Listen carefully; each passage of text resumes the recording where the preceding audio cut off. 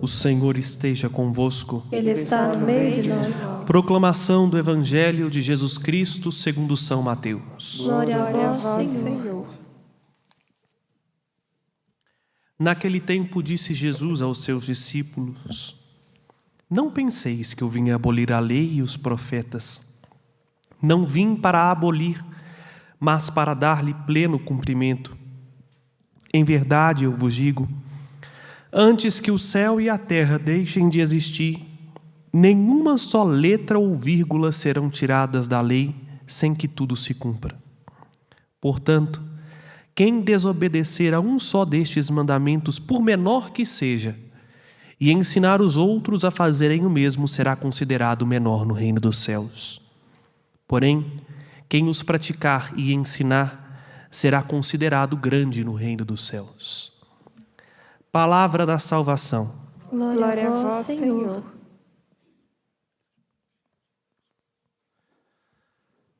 Irmãos e irmãs, retomando o ciclo comum, e comum não é aquilo que não tem valor, apesar de na maior parte das vezes nós não darmos atenção para as coisas que são cotidianas, mas a nossa vida não acontece nas festas e nem no extraordinário. A trama da nossa existência, ela acontece no dia a dia, no cotidiano. E é no cotidiano da nossa existência que nós definimos quem nós somos e comprovamos o nosso caráter. Dar provas da nossa fé e do nosso caráter em ocasiões específicas ou em eventos determinados é simplesmente fácil. E todos dão conta, inclusive até de forjar uma imagem. Agora, é no dia a dia, de segunda a segunda, quando ninguém está dando atenção àquilo que fazemos, que nós somos desafiados e interpelados a realmente construir algo que seja sólido, a transformar aquilo que precisa ser mudado e a dar prova do nosso valor. Por isso o tempo comum é o maior tempo da igreja, é o mais longo, 34 semanas. Porque a nossa vida ela é feita no cotidiano. E a cor verde nos recorda uma dupla coisa. Primeiro, ainda não estamos maduros. Uma fruta verde é a fruta que está em processo de maturação, né? Ninguém come uma banana verde. A banana verde é boa lá para fazer sopa, Deus sabe o que lá, mas ela não chegou ainda à capacidade plena dela. O verde, o simbolismo do verde nos recorda isso. Ainda não estamos maduros. Mas em contrapartida, o verde também, ele é sinal da esperança. O verde nos recorda a vida, na sua jovialidade. Quando aqui do alto da serra nós olhamos para a paisagem e vemos tudo verde, recordamos que a vida está mais forte do que qualquer ocasião de morte e isso renova-nos na esperança. Digo isso porque o tempo comum é o tempo que nós somos chamados a amadurecer na esperança. E uma esperança firme, que não decepciona, que não engana. E aí, ao retomarmos os textos do Antigo Testamento nesta 10ª semana, é interessante o que o livro dos Reis nos apresenta hoje. A contraposição entre Elias, o grande profeta, tanto é que Elias se tornou símbolo do profetismo. Recordemos-nos da imagem que aparece na transfiguração de Jesus, Moisés e Elias. Moisés, símbolos da lei, Elias, símbolo da profecia. Elias, o único profeta de Deus, chamado de o homem de Deus na Sagrada Escritura, contra 450 falsos profetas de um Deus chamado Baal.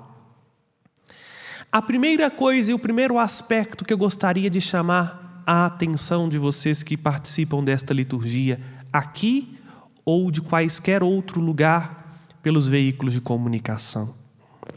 A verdade não é mensurada pela quantidade.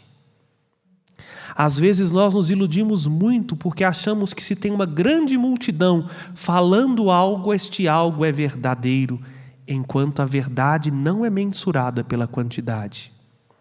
Se nós pudéssemos mensurar então, o Deus Baal era o único Deus, o Deus de verdade, porque tinha 450 profetas, enquanto o Pai de nosso Senhor Jesus Cristo só tinha um, Elias, qual deste Deus é verdadeiro? É o Deus da maioria ou é o Deus daquele que lhe são fiéis?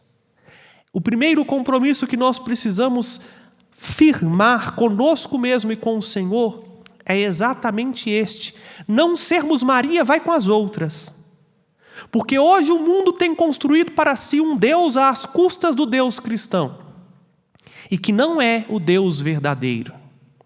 O Deus que o mundo hoje prega, e que às vezes entra até dentro das nossas igrejas, é o Deus bonzinho que deixa o barco correr solto, que não nos exige nada, passa a mão na nossa cabeça, que a misericórdia é acima da sua justiça, que nos dá tudo de mão beijada do jeito que quer e que no final das contas salvará todos. Este é o Deus que queríamos, não é? Um Deus que não nos devolve a responsabilidade das nossas ações. Um Deus que não é justo o bastante para deixar que a nossa liberdade seja tão suficiente o bastante para nos exigir respostas frente às consequências dos nossos atos. Como seria bom se existisse um Deus assim, que a qualquer momento que nós precisássemos, Ele fizesse o que a gente bem quisesse, não é? E este Deus não existe. O nosso Deus, o Deus que cremos, é um Deus amor, e justamente porque ama primeiro, respeita a nossa liberdade, que está disposto a nos ajudar, desde que nós queiramos ser ajudados. E que ao mais, no fundo, não está preocupado com o que temos neste mundo ou deixamos de ter, porque Ele sabe que a nossa vida não é neste mundo. Ele está preocupado em nos dar a plenitude da vida, que começa aqui, mas é muito mais do que este mundo.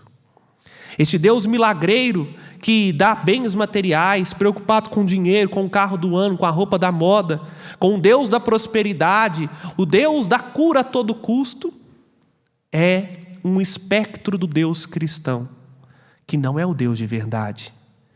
Aí está o primeiro compromisso nosso. Ainda que nos custe seguir Jesus, Ele é o único Deus verdadeiro. E o que eu estou dizendo não é uma teologia ultrapassada, não. É o que o próprio Cristo diz no Evangelho de hoje. Vocês estão pensando que eu vim abolir a lei e os profetas?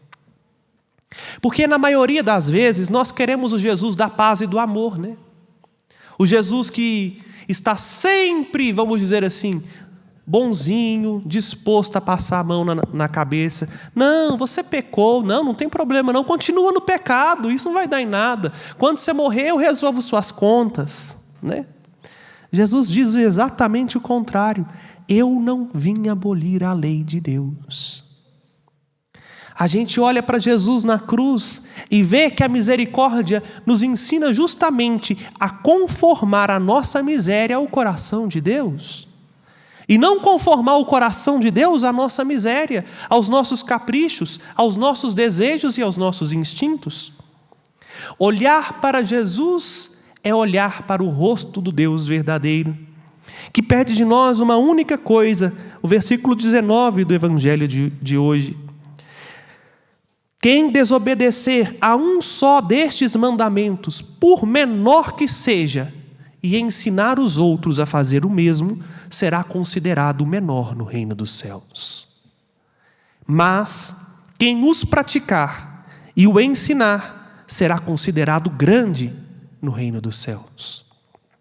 Jesus nos ensina a conformar a nossa vontade à vontade de Deus, ainda que nós sejamos um pequeno resto, ainda que nós sejamos uma minoria. Mas há algo de muito belo e muito profundo nisso. Ainda que uma multidão queira construir para si um Deus falso, só quem ousa experimentar o Deus verdadeiro recebe uma prova incondicional de quem este Deus é. Elias foi colocado à prova.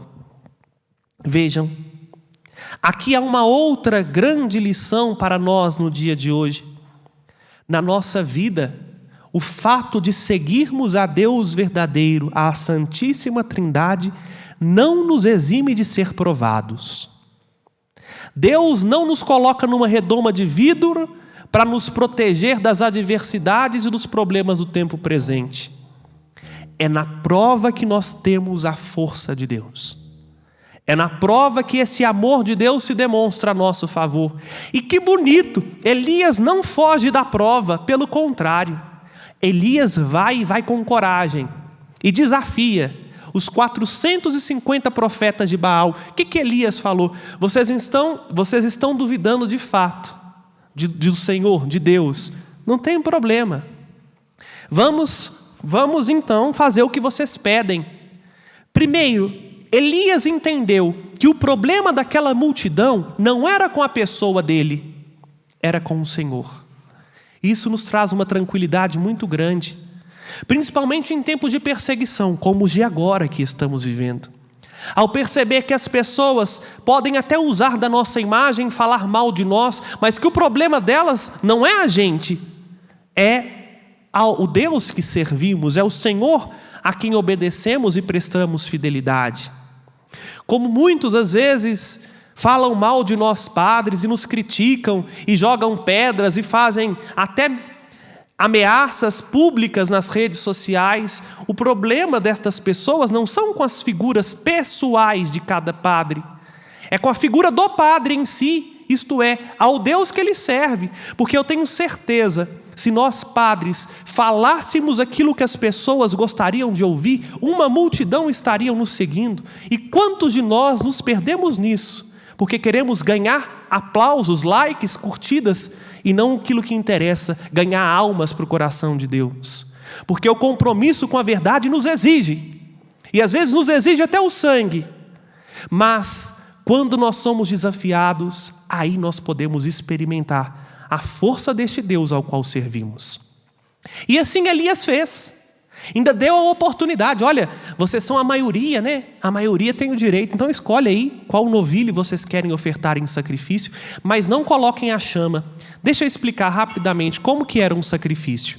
Se montava um altar, uma mesa de pedra, partia-se o animal no meio e depois colocava-se fogo, consumindo totalmente aquela vítima, aquele animal, em sacrifício à divindade.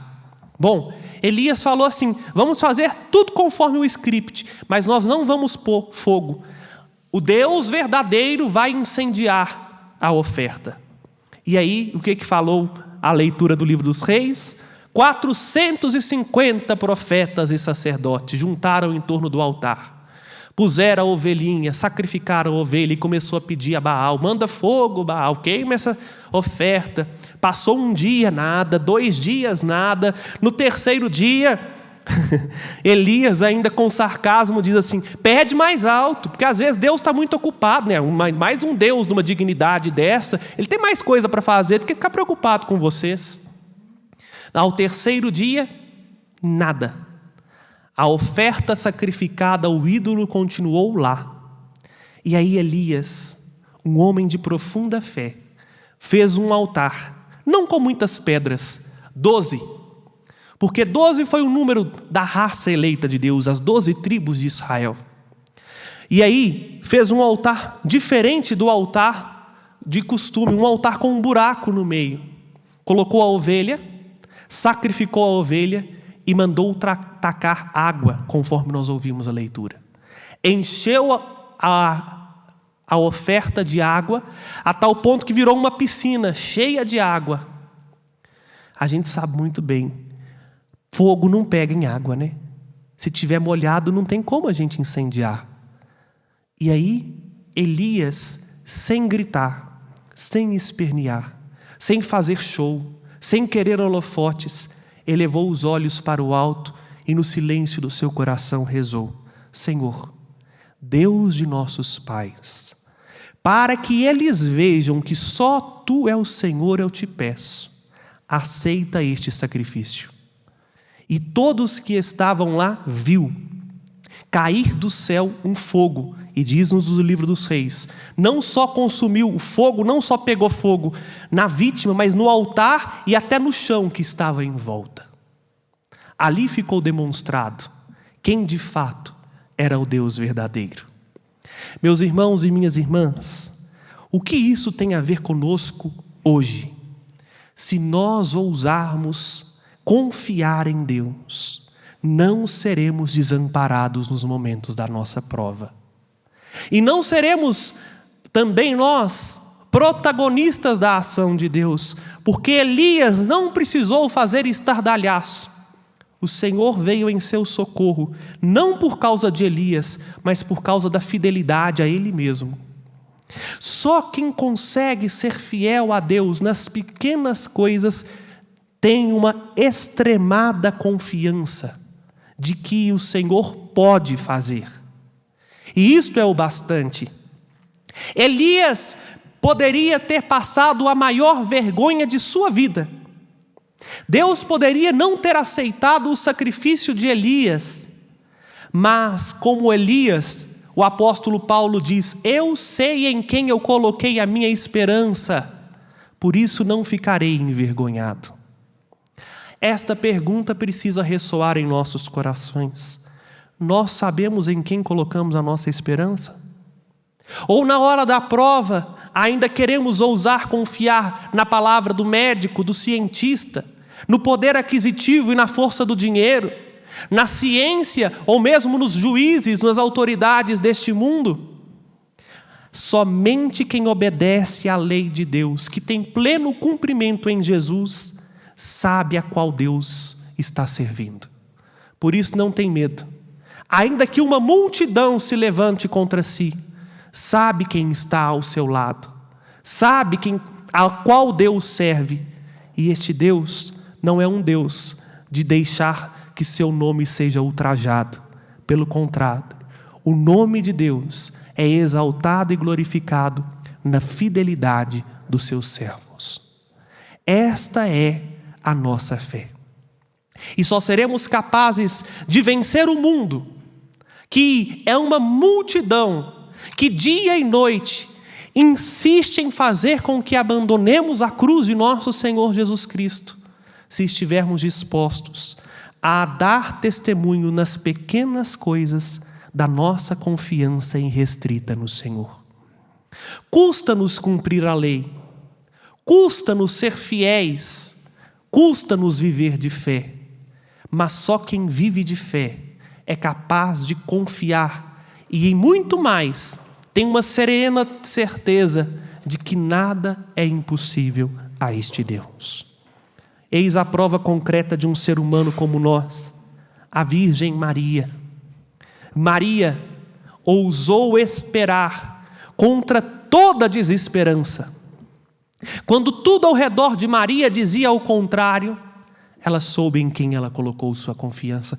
Por isso, ainda nesta imagem que nos é apresentada aqui no alto desta serra, a Virgem da Piedade, no momento do seu maior sofrimento, o semblante de Maria não é de alguém desesperado, de alguém que não sabe quem poderá socorrê-la. Ela não gritou para o Chapolin Colorado, né? E agora, quem poderá me defender? Não. No ápice da sua dor, no ápice da sua entrega, no ápice da sua prova, Maria transparece o olhar de serenidade daquela que diz: eu sei em quem eu coloquei a minha esperança. Por isso não seremos envergonhados. Só somos capazes de ter esta mesma serenidade de Maria se olharmos para Jesus e aprendermos a fazer a vontade dele nas pequenas coisas do dia a dia, porque ele não veio para inventar uma nova religião. Ele não veio para ensinar o homem a fazer o que bem quiser e viver do jeito que quer, sem arcar com as consequências. Ele veio salvar, mas salvar no gesto concreto, na concretude da nossa vida. Peço ao Fábio que me ajude com este refrão, porque de fato, meus irmãos e irmãs, nós já somos mais do que vencedores, porque o Deus ao qual servimos venceu o pior inimigo, o pecado e a morte. Quem poderá nos separar do amor de Deus? Quem? O ser humano? A doença? A dor? O sofrimento? A altura ou os abismos? Como nos recorda São Paulo. Estou só parafraseando a palavra de Deus. Quem poderá nos separar da fidelidade e do poder deste Deus? os anjos, os demônios, os poderes deste mundo. Nada pode nos separar do amor de Deus, a não ser a nossa vontade, a não ser a nossa liberdade. Se formos fiéis no pouco, e o pouco que Deus pede de nós é o pouco da nossa existência, no tiquinho de cada dia da nossa existência. Às vezes, gosto sempre deste exemplo, lavar um copo por amor lá na nossa casa, sem ninguém ver, lá é que nós somos provados na fidelidade a este Deus. Se nós formos provados no pouco, ainda que uma multidão se levante contra nós, nós experimentaremos esta certeza de que Ele já venceu. E esta é a vitória que vence o mundo. E esta é a vitória que vence o mundo, a nossa fé,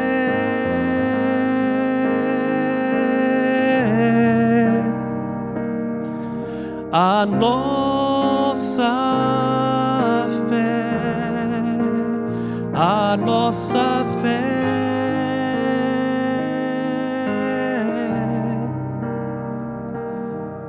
a nossa